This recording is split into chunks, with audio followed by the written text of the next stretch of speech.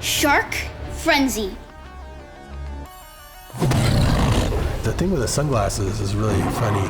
Vivian, who plays Guppy, has really light eyes, so the sun is so hot here, she'd be squinting a lot. I always saw her with sunglasses outside, and that became a great signal for her going into a shark frenzy. Putting on the sunglasses. Take it off. Filming it reverse so that she just puts it on really fast. It gets ferocious.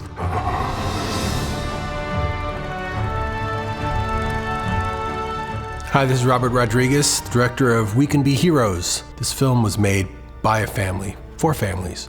My son Racer has been working with me in our film since Spy Kids 2, where he did stunts. He not only played a young Shark Boy, he actually invented both Shark Boy and Lava Girl and the whole world of that film when he was only 6 and 7 years old. He's an evil villain.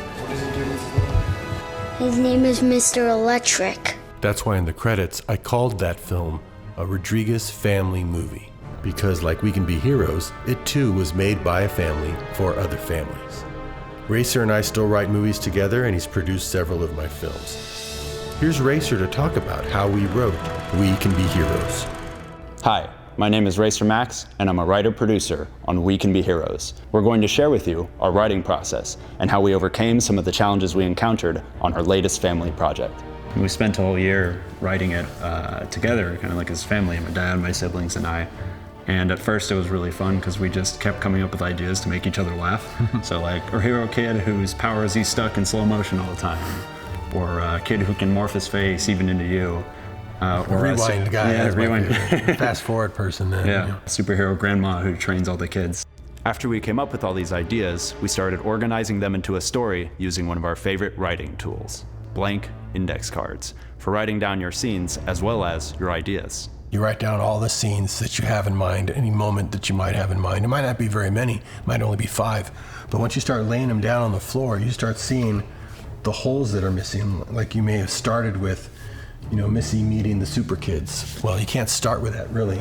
You need to show that there's an alien threat. So Miracle Guy discovers an alien threat, gets hurt. Missy has breakfast with her dad, meet them. Then she goes to school. Then she's taken to headquarters where she meets the super kids. That's when they watch their parents get taken by aliens. And that ends the first act. That ends the setup of the story. And then we go into the second act, which is basically the kids discovering their superpowers, how to use them, training to fight the aliens, training to get their parents back, and all the plot twists that happen to get you into the third act where the kids are going to now fight back against the aliens in surprising ways. It's a really fun way to block out a story. Each card represents a different scene, and even if you don't know the order of them yet, it helps you find your favorite moments, like the squiggle battle. Ojo is an alien spy. Yep, Ojo's a spy. Missy and Wildcard pretending to argue. I'm through listening to you. When I woke up this morning, everything was perfect, and then you come along and everything's a mess. Or Facemaker tricking Miss Granada. Boo! You have all these great scene ideas, but you don't really know how they're going to fit until you start laying it out. Because a movie can become overwhelming if you don't have a way to kind of look at it. We kept writing like this until we were almost ready to film. But even then, the story isn't finished. You might write something good, and you want to stick with that. But when you're making a project like a movie, you have to see the magic that's happening in front of you every day and adapt your story to go with it. Especially when you have this many characters and little kids, you have to know who their strengths are.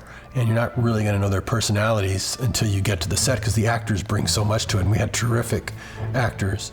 So we wrote as far as we could, and then we knew some of this, if not a lot of it, would change once we got there. Let's have a cappella do this. And have you seen what Rewind can do? He can do all these parkour stuff.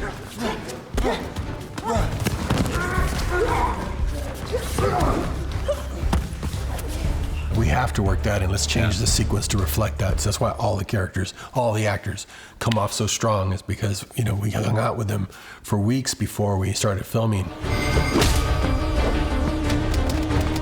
And shot costume tests, put music on them.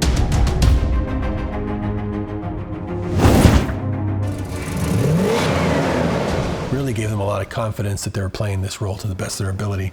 One of the biggest character changes was to Guppy, who I have a special connection with because since I created her parents, Shark Boy and Lava Girl, Go She's kind of like my cinematic daughter. And then I was my cinematic granddaughter. Yeah. But for her big change came from a problem we encountered in one of the first few days of shooting when the kids have to take down the guards to escape their classroom. And you think we'll just hand these to you? No, but it would have made this a whole lot easier. When we first started the story, there were a lot more kids than there are in the final film. Oh yeah, we had more. We had like 16 kids originally. There was one character called Strong Arm. Yeah. And this one big strong arm. And then a tiny little one, and one of the arms has super strength, but it's not the big one. It's his regular arm. It's super strength. He flipped the guards originally to get out. Yeah. One of the things you don't get from casting when you're first casting and seeing kids individually is just their size differences. Yeah. So when we had all the kids on set, you see how tiny Guppy is. Because she was 6. Yeah. She actually, Half the height. she just turned 7. She's actually the same age you were when you came up with Shark Boy and Lava Girl. Which is really That's crazy. how small you were.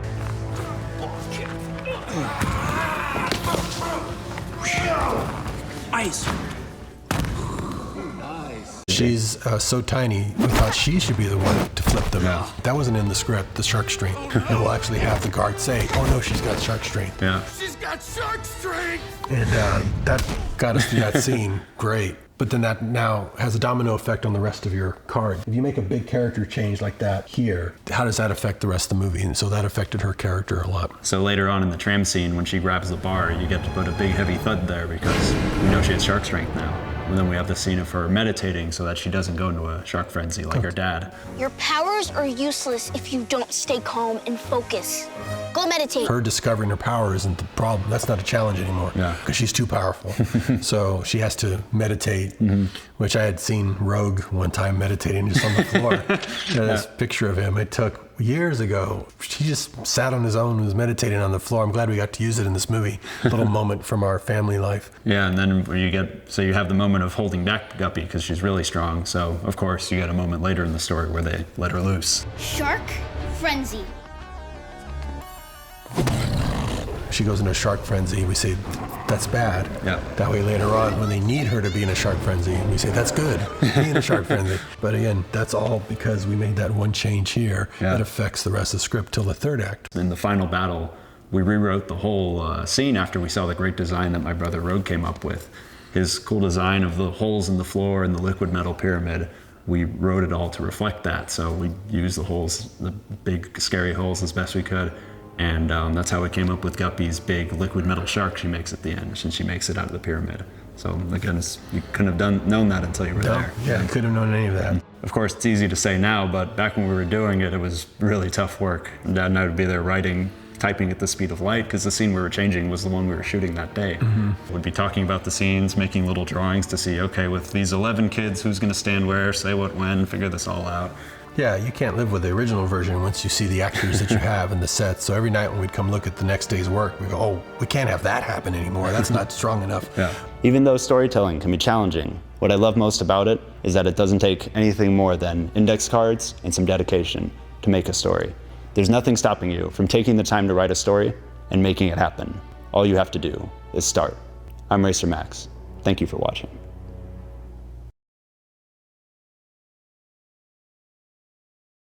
Thanks for watching. Subscribe to the Netflix Film Club channel to get our latest exclusive videos. Plus, hit the bell so you don't miss a single one.